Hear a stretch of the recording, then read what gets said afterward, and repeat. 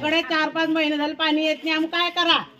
पाणी कुठून आणा? आम्हाला प्यायला पाणी भेटत नाही. सगळं बोला ना बा. पण मला त्या दुसऱ्याला पाणी पाहिजे नाही का? पाणी नाही, काही नाही. आम्ही काय प्यायला खायचं आम्ही पाणी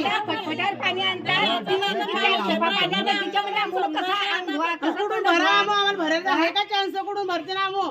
आम्ही पाण्यानं मरताय. आम्हाला पाणी भरू देतील का? आम्हाला पाणी आणायला कुठून? आम्ही पाण्यानं मरताय. आम्हाला पाणी नाही. आम्हाला काय करा? आम्ही टँकर मोठं भरा का टँकरला पैसे लावा.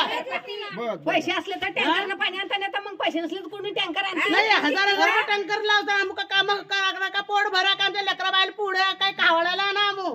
आणि 1000 टँकर कशा का कुठून देते ना? आमच्या घरापासून आम्हाला पाणी नाही दादा. आम्ही 4 महिने झाले पाण्याची वरड करतोय पण कोणी आमची गोष्ट घेतली. पियाचं पाणी फॅक्टरी 8 दिवसानं 15 दिवसानं 1-2 दिवस पाणी देतात. नंतर त्याचे भरणे राहू देतील ना? आम्हालाच पाणी देतील का? हे बिल का भरता नाही आहे? यानं बिल भरलं तर आम्हाला पाणी येईल ना? हे स्वतःचं पाणी पाहिजे नाही यायचं. हे लोकांच्या पाण्याच्या भरोसे आम्ही काही लोक जीवन जगा. पाण्याशिवाय कोणतं काम होता नाही. पण पाणी नाही म्हटलं तर मग भांडण करता. 5 वर्ष का 10 वर्ष झाली टाकी माझी ठेवते. जल्दी शिरोडा टाकून एवढी मोठी टाकी बांधून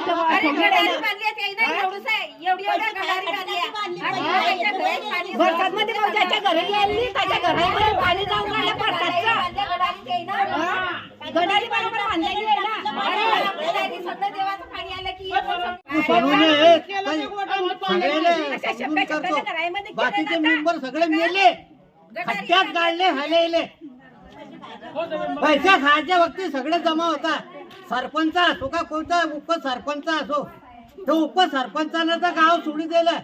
काय जखमाऱ्याला उभा राहिला ते एका करता सगळं का? कारण म्हणतो मी विरुद्ध झाले मला तर मग तू ये ना समाजाकरता लढ काय कर समाजासाठी दंड आला तो आज जमा होता ते पैसे खाऊन घेता आणि हे काम दाखवता. मग आमच्या गरीबाची कोणत्या किंमत दाखवल्या यायला? आमच्या किंमत कोणत्या दाखवल्या? कोणत्या किंमत मेंबर गेले कुठे? बोला हा एकच जिवंत आहे का फक्त? 17 मेंबर गेले कुठे? पप्पू सोडून यायचं हे का की थोडं थोडं पाण्याचा विकास करतो.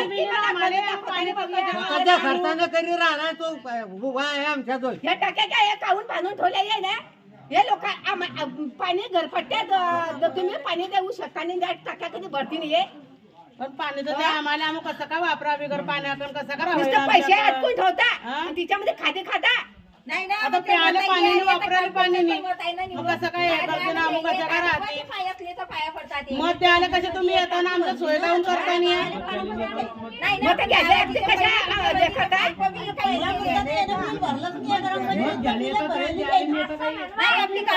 ग्रामसेवक येता नाही का इकडे? ग्रामसेवक ग्रामसेवक कोणीच नाही येत. आमचं नाव कोणी नाही. ऐकून घेतलं सकाळी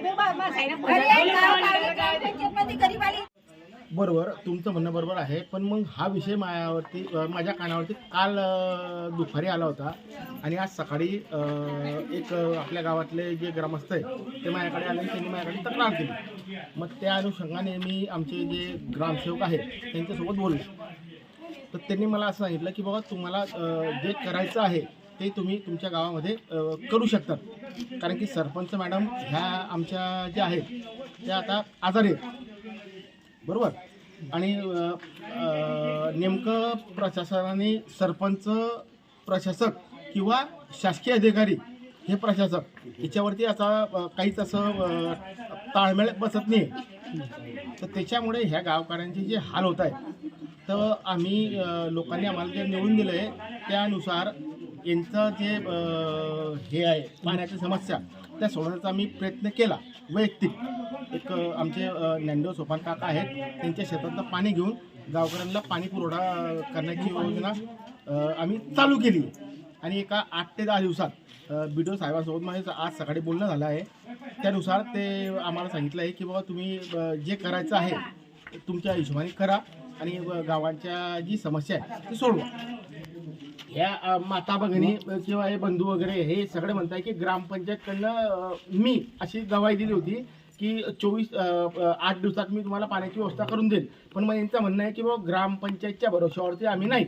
पण मी असंच तुम्हाला सांगतो हात जोडून की मी वैयक्तिक नितीन जिजाबराव सोनवणे, पप्पू सोनवणे, माजी सरपंच दर्यापूर ग्रामपंचायत, तुम्हाला सगळ्यांना तुमच्या माध्यमातून गवाही देतो की येत्या 8 दिवसात आपल्या दर्यापूर ग्रामपंचायत मार्फत असंच म्हणले मी आता की मी तुम्हाला गावकऱ्यांना पाणी द्यायचं आश्वासन मी देतो.